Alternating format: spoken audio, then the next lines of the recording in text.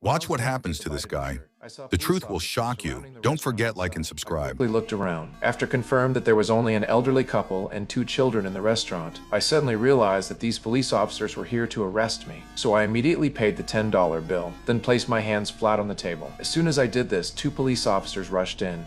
Police! Don't move! Don't move! Don't move! Don't move! Although taking down these 2 police officers would have been easy for me, but I chose to surrender obediently. This wasn't because I was cowardly, but because I was new to this town. And after I was taken back to the police station, the female police officer wanted to register my identity, but I didn't say a word and just silently observed the layout of the police station. This made the chief very angry. He immediately said he would teach me a lesson. At that moment, a black detective walked out. He seemed like a reasonable person. After taking me to a meeting room alone, the detective told me that a murder had occurred in the town the previous night. The victim had been shot in the back of the head at close range with 2 9mm bullets. After the murder, the killer not only picked up the shell casings, but also beat the body violently for a long time. Finally, they casually covered the body with a flattened piece of cardboard. Coincidentally, there was a witness this morning who saw me moving around the crime scene where the body was dumped. After hearing this, I remained silent for a long time before speaking up. I don't need a lawyer, because I didn't kill anybody.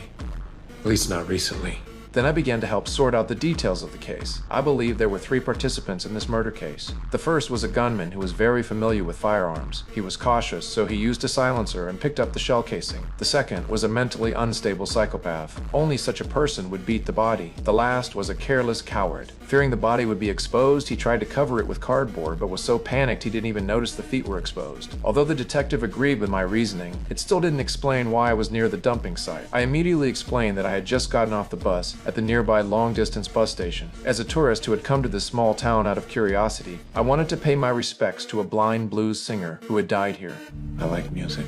But during the previous search, I only had a toothbrush, a French war medal, and 200 on me, traveling over 800 kilometers with this luggage to mourn a deceased blues singer. This explanation sounded problematic no matter how you looked at it, so before I could provide an alibi, the detective locked me up without mercy. Fortunately, the police found a phone number in the victim's shoe. If this leads to the real killer, I'll be able to get out of trouble quickly.